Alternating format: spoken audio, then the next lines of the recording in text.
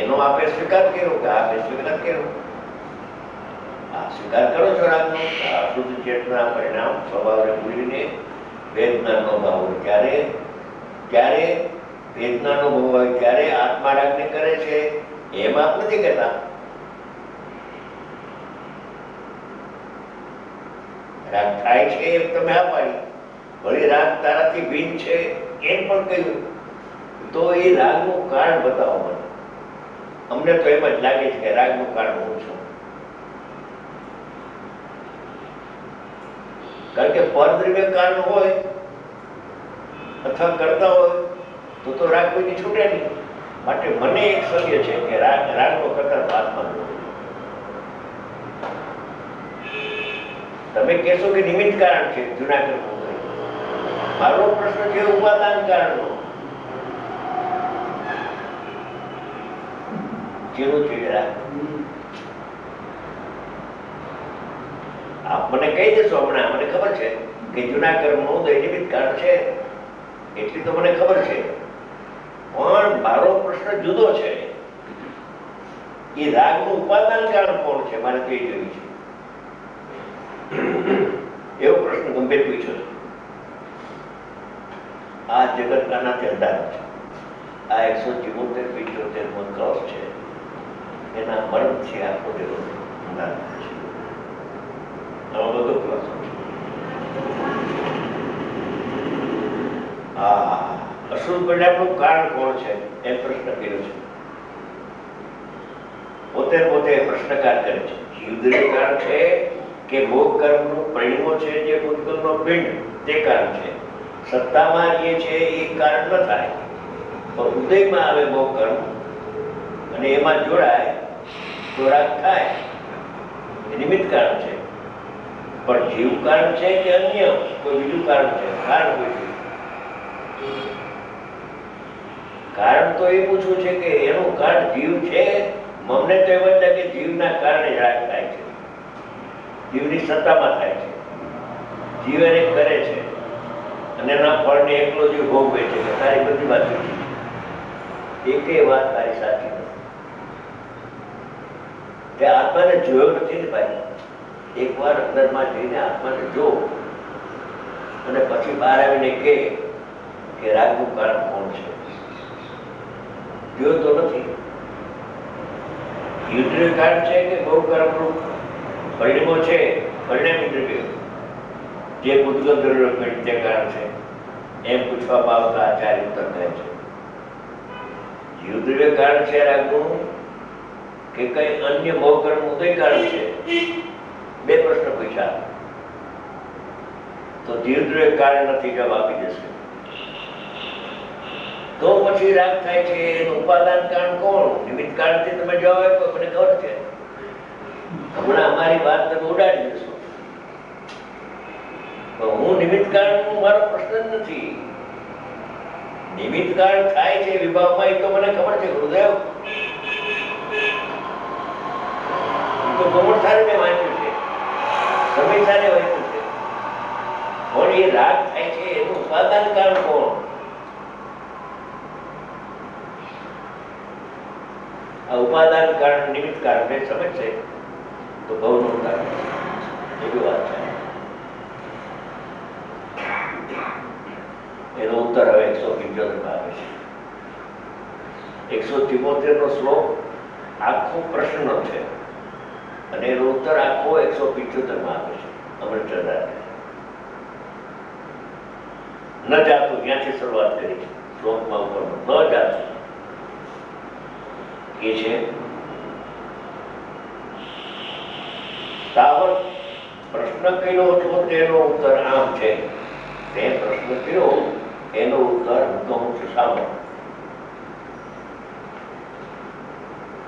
આ વસ્તુનું સ્વરૂપ સર્વકાળે પ્રગટ છે.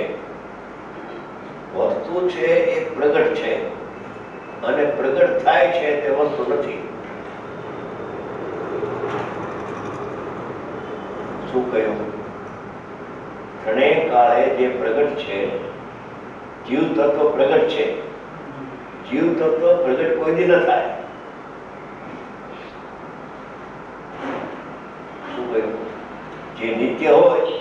પ્રગટ ન થાય. જેનું લક્ષણ અનિત્ય હોય એ પ્રગટ પણ થાય ને બે પણ થાય.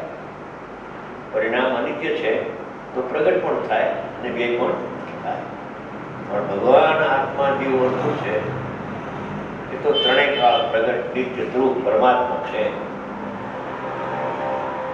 આ વસ્તુનું સ્વરૂપ સર્વકાળે પ્રગટ છે. એવો જે વસ્તુનો સ્વરૂપ સ્વભાવ આગળ વધે છે.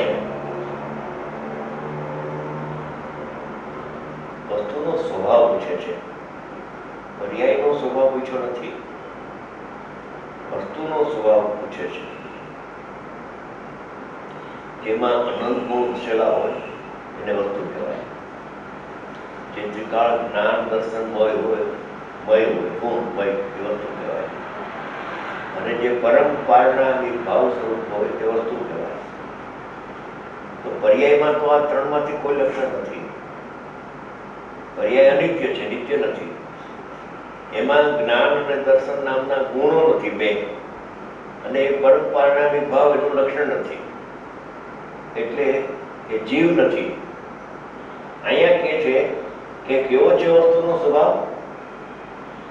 જાતુ આત્મા આત્મનો રાગા નિમિત્ત ભાવમ ન જ્ઞાત. કોઈ પણ કાળે, ભૂતકાળ વર્તમાન કે ભવિષ્યકાળે એ આત્મા તો નિશ્ચિત રહે. હું રાગનો કરતા છું એવી મને મોટી ભ્રાંતિ થઈ ગઈ છે. એ ભ્રાંતિનું કારણ પણ કહું છું તમને કે રાગ થાય છે ને જ્યારે કર્મની સત્તામાં, ત્યારે જ્ઞાનમાં પ્રતિભાસે છે તારા જ્ઞાન. એ વખતે પ્રતિભાસના સમયે જ્ઞાનમાં જે પ્રતિભા તો રાગ, ત્યારે આ મારામાં થયો માટે હું એનો કરતા હોતા છું એવી ભ્રાંતિ થઈ ગઈ. કેવી વાત છે જરા. રાગ થવાનું પણ કોઈ કારણ તો હોય ને, કે પ્રતિભાસ દેખીને રાગ મારામાં થાય છે. દર્પણમાં કોળસાનો પ્રતિભાસ દેખી ને આ કાળું ધાબુ છે, બાકીનો અરીસો સફેદ છે, પણ જે ધાબુ પડ્યું એટલો તો ભાગ કાળો થયું કે નહીં? કોળસો કાળો, ભાગ કાળો નહીં દેખાય છે ને એમાં.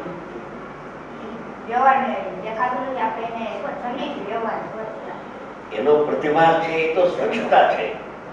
કોળસો તો ઉલટો દર્પણની સ્વચ્છતાને જાહેર કરે છે. એ દર્પણની પર્યાય કાળી થઈ એમ જાહેર નથી કરતો. ફટીકમણીમાં ફૂલની લતા જાય પડી કે છે કે રાતો થઈ ગયું. ફટીકમણી રાતો થાય? ફટીકમણીનું દ્રવ્ય રાતું ન થાય, પણ પર્યાય તો રાતી થાય ને. એક સમય પૂરતી ના રાત થાય નહીં. તે વખતે પર્યાય કેવી છે? સ્વચ્છ છે. હા, મલિન થાય જ નહીં પર્યાય. ઉપયોગ મલિન થતો નથી. મલિન થયું એ ભ્રાંતિ થઈ છે. ઉપયોગમાં ઉપયોગ છે, ઉપયોગમાં રાગાતી નથી.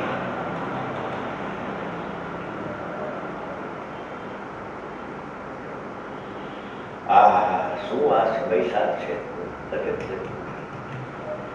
કોઈ પણ કાળે એમ ભૂત ભવિષ્ય વર્તમાન ત્રણ કાળમાંથી કોઈ પણ એક સમય લ્યો, રાગને કરે જ નહીં, થાય ને ન કરે.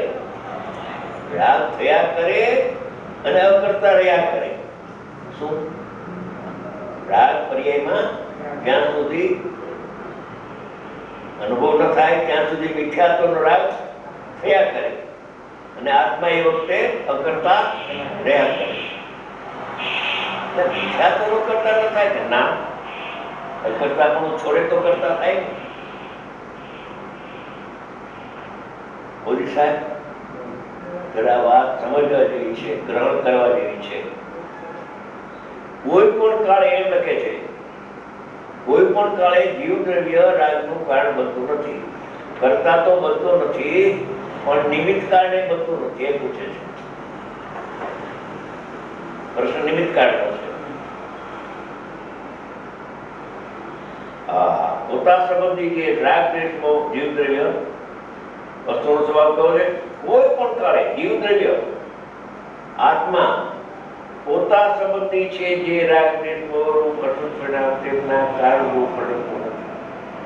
પર્યાયમાં થાય અને એનું કારણ ન થાય.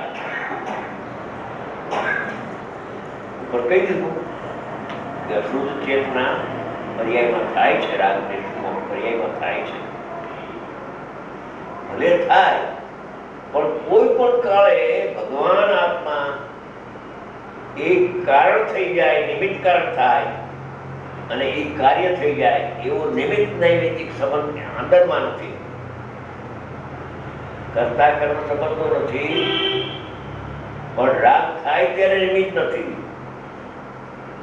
રાગ રૂપે દ્રવ્ય પરમે ત્યારે દ્રવ્ય રાગનું કારણ બનતું નથી. ત્યારે કોણ કારણ છે એ આબેહૂબ ખુલાસામાં કરશે. અપરિણામી તો કારણ ન થાય, પણ પરિણમે ત્યારે રાગ રૂપે આત્મા સમજાણું. રાગ દ્વેષ મોહ રૂપી ત્યારે જીવ પરિણમે છે અજ્ઞાન દશામાં, અને દશામાં રાગ દ્વેષ મોહ મિથ્યાત્વનો ભાવ થાય છે. તે સમયે તો જીવદ્રવ્ય કારણ થાય કે નહીં? અપરિણામી તો કારણ ન થાય, પણ પરિણમે ત્યારે તો કારણ થાય કે નહીં જીવદ્રવ્ય? કે કોઈ બી કાળે, કોઈ પણ કાળે પરમાત્મા રાગનું કારણ થતું નથી. સંસારનું કારણ આત્મા નથી. આ બેસતું નથી, બીજું સ્વચ્છંદી થઈ ગયા છે, એને કઈ ભાન નથી વિચારવાનું. જ્યારે રાગ રૂપે પરમે છે ત્યારનો પ્રશ્ન છે.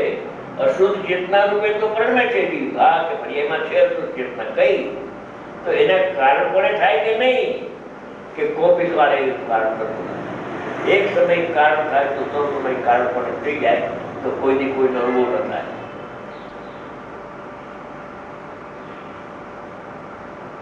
બુદ્ધિ ચારે બાજુ લગાડે છે, ઉપયોગનો દુરુપયોગ કરે છે.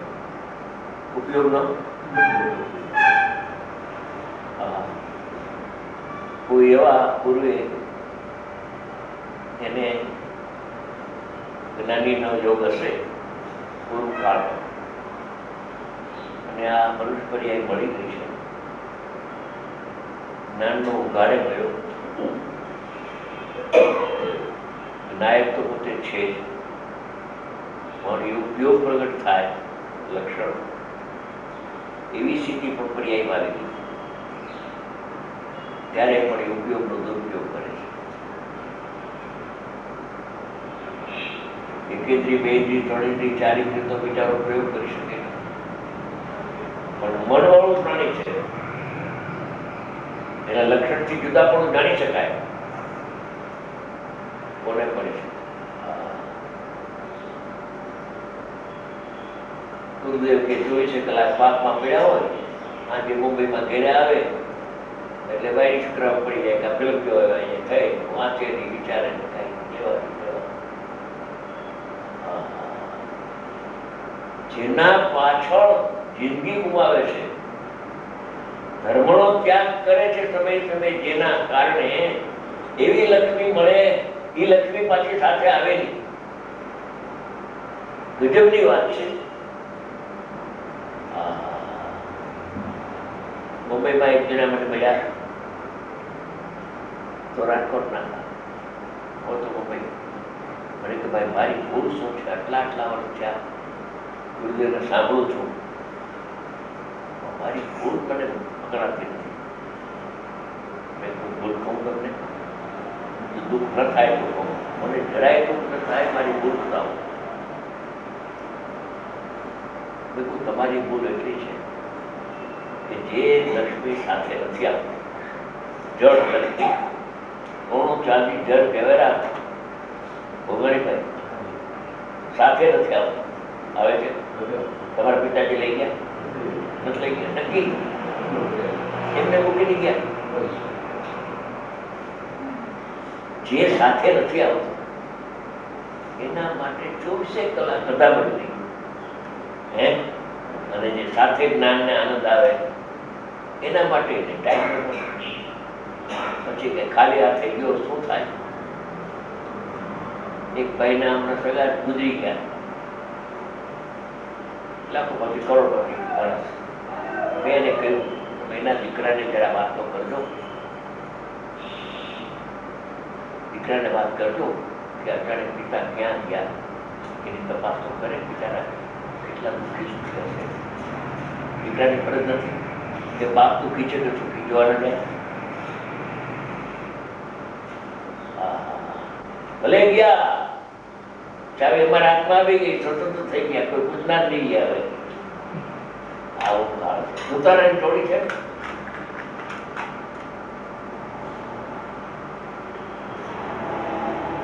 એ સાથે આવે ત્રણેય કાળ, આનંદ આપે. આનંદ આત્માનું જ્ઞાન તો આનંદ આપે.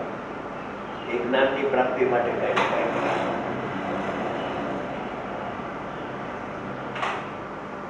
જાતું અર્થ કરે. કોઈ પણ કાળે આત્મા એટલે જીવદ્રવ્ય પોતા સંબંધી છે, જે રાગદ્વેષનું રૂપનું પરિણામ તેમના કારણ પણ આરોપણ નથી. શું કે છે કે દ્રવ્ય કર્મ જે બંધાય છે જ્ઞાન આવરણાથી, એના કારણ પણ તો વર્ણનતો નથી, કેમ કે એ તો એની પર્યાયમાં નથી. સમજાણું? ફળ દ્રવ્ય વર્ણવે છે એનું કારણ તો આત્મા ત્રિકાળી અજ્ઞાની કે જ્ઞાની કોઈ નથી.